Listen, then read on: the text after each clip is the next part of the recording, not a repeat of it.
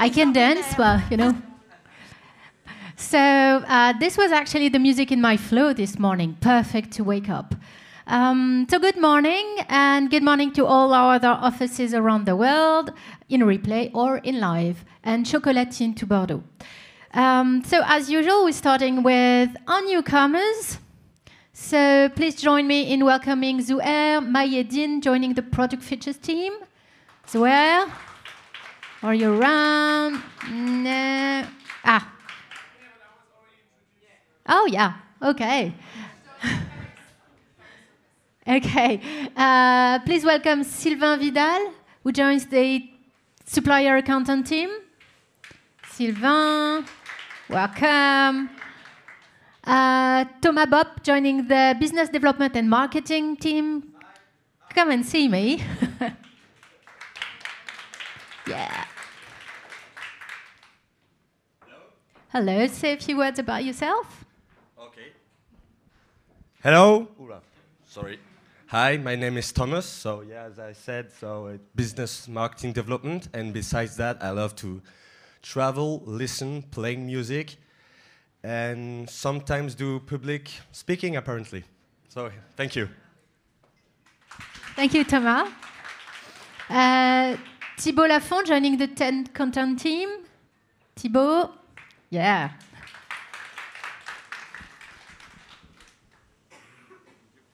So, hello everybody. My name is Thibault. I'm 25. I come from Marseille. This is my last internship as a student. So, thank you. Thank you, Thibault. Camille Ferrand joining the business development and marketing team. Okay. So, my name is Camille. I'm French. I'm 25 years old. Okay. Okay. Okay, there is sign. So yeah, I'll be there working at the global content team. So at the first floor, if you want to see me. I am a very curious person. I lived abroad for several years, and yeah, today I'm very glad to be a part of this pop culture of Deezer. And what I do for fun is photography. I like skateboarding and listening live music. That's it. Thank you. Thank you, Camille. Welcome Nasser Husseini joining the talent acquisition team. Come and see me. Oh, shit.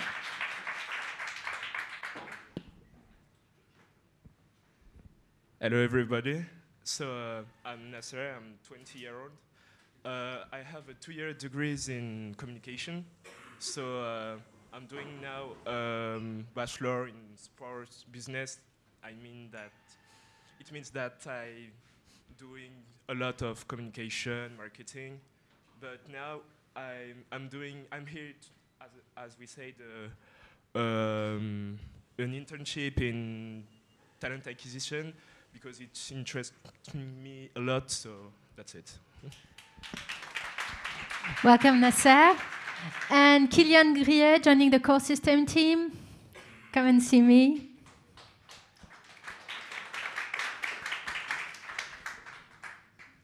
Hello, I'm Kylian Griet, and I'm 16 years old. I validate my traineeship for the back. And I love music, I love system tech, and nice to meet you, everyone. Thank you, Kylian. And now on with our weekly breakfast presentation. I'm going to call Arthur, who is going to introduce us to an event we participated in. Good morning, everyone. So I'm just here to tell you about the Swift event we've been to last week. So what is it? It's a conference about the Swift programming language, which is a new open source language from Apple. And we've been using it at Deezer for 3 years. So this is a very cool event. It's just on one afternoon. There are the main talks. that gives us like very good tips and the best practices we should use about the Swift programming language, as well as lightning talks that are 5 minutes long talks about various subjects. For example, how to make a nice animation like Instagram just in 5 minutes and stuff like this. And it's also a very good occasion to do networking. So we had the chance to talk about with a lot of other iOS engineers, such as Apple Music engineers as well. So we could share a lot of knowledge with them. And it was a very good event and a very quick one. So thank you.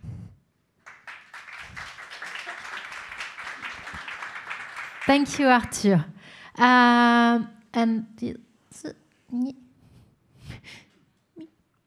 Yes, so calling Maël, who's got a message for you in France. Yes. Hello, everyone. Just the message, as you saw, only for French team, but today is the last day to express your vote for the French staff representatives member. So you have until 4 p.m. today to go on the NeoVote website and vote for the permanent members and the alternate members you want to represent you in our future CSE, Conseil Social, Comité Social et Économique. So please do not hesitate to vote. Do not hesitate if you have any question, but it's important for you to express your voice until today, 4 p.m. Have a good day. Thank you. And now for Camille on learning and development. Thank you.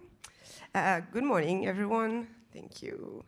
So just a reminder about the training request for this year, as that was a bit too quick. So the process has changed since last year. Now you need to go on Jira to make your training requests. Managers are able to do it for one or several of their team members, and you will have until the 15th to submit your priority requests. Also, a reminder about the information space on Confluence about learning and development, where you can find the learning and development policy with all the available actions. Also, some piece of information about online training that is available, and how and where to make your training request. So that was too quick. That is available with the URL shortcut go/L and D. Also, last week I animated a BBL to give more information about all of this. So if you missed it, a replay is available on Confluence and also on my Deezer home. So I invite you to go and check it if you want to know more about it. Also, I'm available for any of your questions, as well as Pauline. And a bit of to-do list for you now. So basically, go check on Confluence the learning and development space, read the learning and development policy, also discuss your own skills development with your manager. Most of you already had their performance review, and I hope you had an opportunity to do so. Otherwise, it's never too late. And last but not least, you can make your training requests with Jira on go/training, so also a URL shortcut. Otherwise, if you're a Jira expert, you can directly go on the project HRTN. And that's it for me. Thank you very much. Thank you, Camille. So if you have any question about learning and development, Camille, Pauline, and Confluence. Thank you. So now, on a very interesting and different subject, I'm going to call Stéphane and Flore, if she's managed to arrive, because there are strikes, if you didn't know, about brand. Yeah. So obviously Flore abandoned me. I have to face you on my own. You might have heard the rumor that we are working on the brand, and I wanted to give you some background on the process, not yet on the content, but more on the process, why we need to do it, why we need to do it quickly, and actually what a brand is really about. So the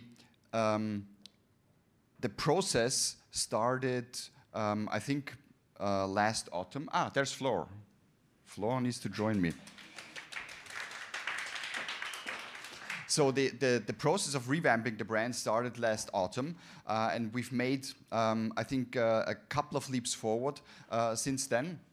But I want to use this opportunity to give you a bit more insights of how we think about a brand, what we are going to do, and why we are in such a rush. So if you think about brands, and we've listed a couple of famous brands that you might or might not know on the side of that chart. And what we want to kind of convey is that a brand is much more than just a logo or a smart advertising slogan or a couple of features.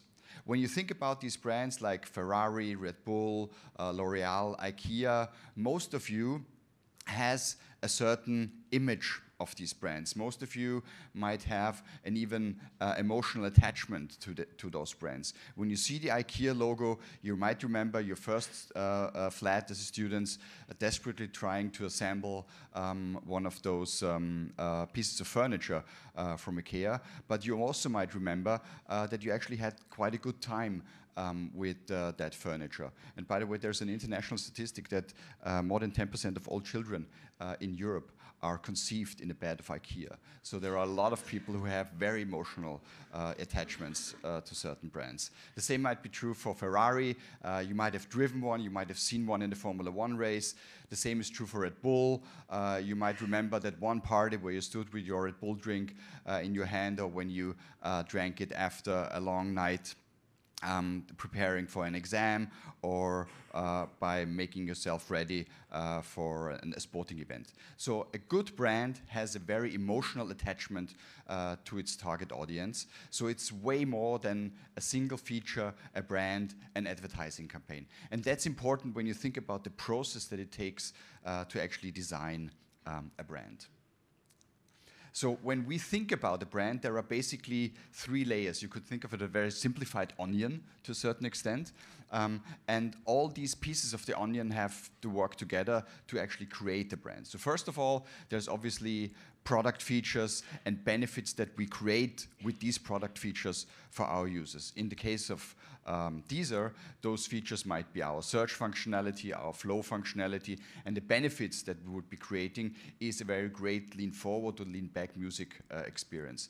The unlimited choice of music, a great user interface might be other features and benefits that we're working on.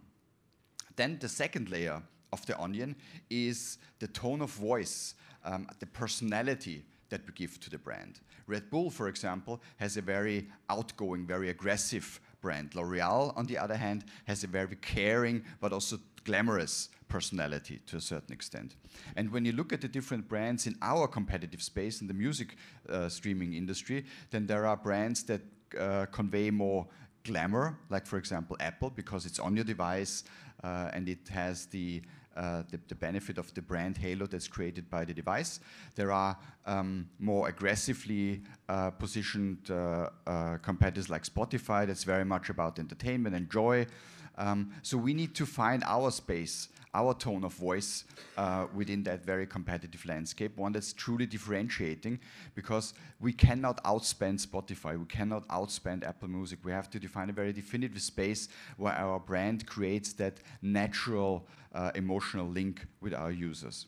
And to achieve that, ultimately, a good brand needs to have a point of view, a certain, let's say, value that we convey with who we are and what we do. And all these 3 layers of the onion have to work together perfectly. So from the product design at the very beginning to the emotional bond that we want to create with our users at the very top.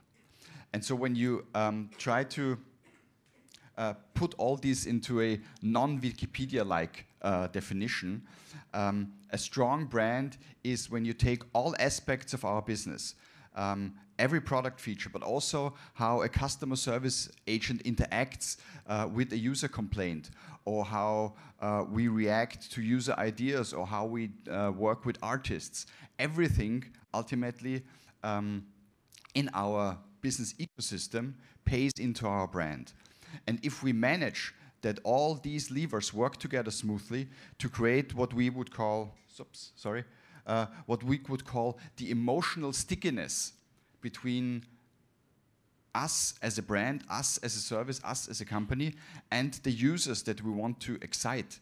Then we don't need to outspend anyone, because then we have defined that target group that's hopefully big enough for us, that really connects with the emotional story that we are telling them, that really shares our point of view to a certain extent, because then you have a connection with a brand that actually matters. Then you have a positive emotional connection with a brand that's way more important than an advertising campaign, a great logo, a product feature. Then we've managed to make a difference, or to use the Deezer expression, to amplify the lives of our users, of our artists, of all of ourselves, because we've created an emotional brand that matters. So there's a lot of work involved in that. And I might hand over to Flo for the next page, because it conveys the necessity and the certain time pressure that we have to change our brand. Thank you, Stefan. So yeah, moving on.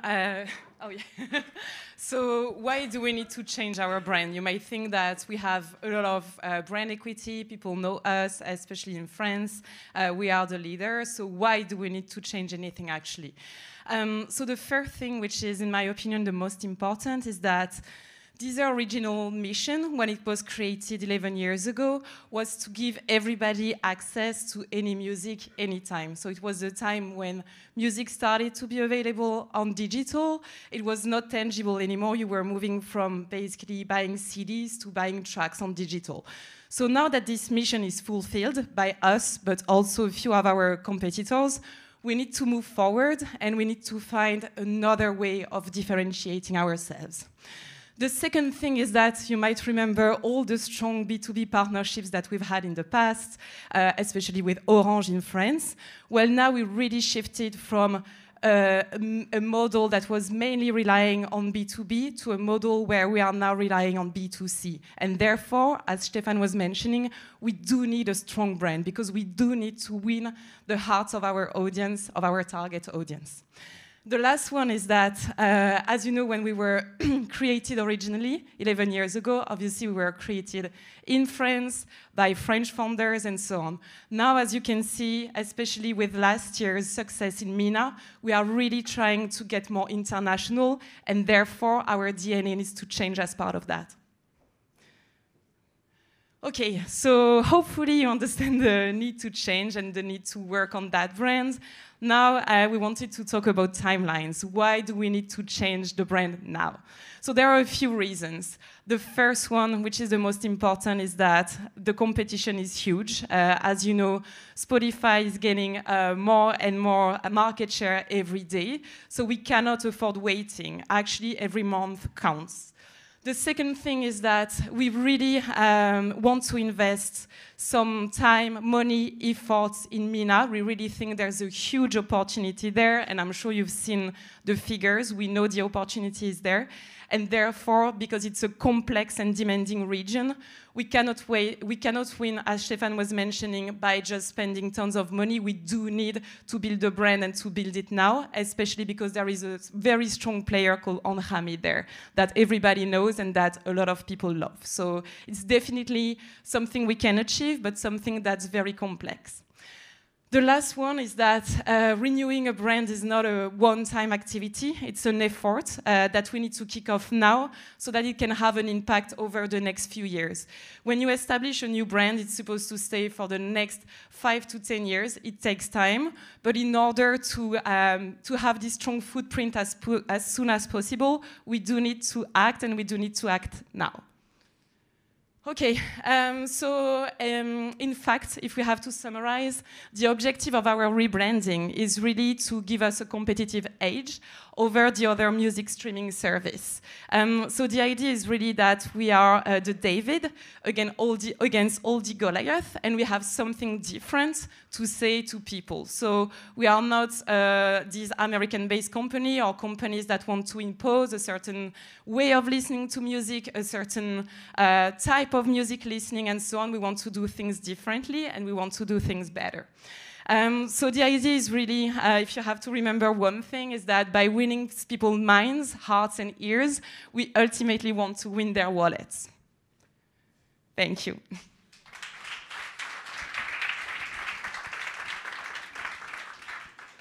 Are there any questions, any details that you would want to know about the process, about the timeline, about the importance of all of this? Yeah. So maybe just briefly a couple of numbers to convey the sense of urgency that we have, to reiterate some of the points that Flo rightly made. When you look at the shift from our B2B to our B2C model, those are really big numbers. Let's take a market that's farther away from us, the United States. There we had a partnership with a small provider called Cricket, and Cricket changed their business model. So from last year to this year, we are losing 4 million euros of revenue just from that one change in the business model, which is huge because in the US we make about 10 millions of revenue. So by experiencing a change in the business model of one of our B2B partners who in the past used music streaming service as a differentiator, we are losing 40% of our revenues in a rather important market. To give you another example, we have a very important partnership with TIM in Brazil that used to grow double digits over the last couple of years. Also, TIM are changing their business model. They don't rely on media and music streaming so much anymore to differentiate themselves. They're much more aggressive when it comes to pricing and just access. So there's also a massive change in the business model, and from last year to this year, we are only growing single digits with TIM anymore. And even in our home market in France, the partnership with Orange, which is a very positive and very strong partnership, is suffering from the fact that they have moved away already 3 years ago or so from using music as a differentiator to actively selling music. So they are now making revenues with that. But obviously, it's way more demanding to sell music streaming services as a standalone service than if it would be bundled in your tariffs. So from that change alone, from those examples alone, you really see that there is a real urgency for us to move our brand into new territory where we actually can make a difference in the hearts and in the minds of our customers. And a couple of numbers on another subject that Flo mentioned, Spotify is really outgrowing us. They are, for example, in France, our home market, adding almost twice as many daily users as we are in our home market. And it's not that they are outspending us. When you actually look at the media spend of Spotify in the French market, it's not that big. The problem is that they have a certain image, that they are perceived as differentiated, which we are not. So these two examples, I hope, the one in the change of the business models of the telco partners and the other that our competitors are outgrowing us, despite the fact that they are not spending that much money, I hope, or we hope, conveys the sense of urgency that we really need to move forward with our brand. And in terms of timing, we actually want to launch our new brand at the end of the first, beginning of the second quarter. And the French team has courageously volunteered to actually run their Q2 campaign already with the new brand. So in fact, we are developing a new brand and a very important acquisition campaign in parallel, which is a huge task and which requires the support from all of you, regardless of where you sit and what you do. This is really, and I try not to exaggerate, I'm in marketing, so I always do, but this is to a certain extent our lifeblood. If we manage to come up with a brand that really creates that emotional bond with our users, then we have a fair fighting chance to win. If we fail to do that, then we will be a Me Too service that's not differentiated, and you all know that we are working in a market where it's hard to differentiate. We cannot really differentiate via content, we cannot really differentiate via features, so we need to bring all of our eggs in one basket and really create a brand that creates an emotional bond with our users. And I hope that this brief presentation and that kind of emotional appeal connected with all of you. We need to work hard to make that happen. Thank you very much for your attention. Thank you very much. So that's the end of this weekly breakfast. Now you can get on with your week and hope it will be a good one. Bye.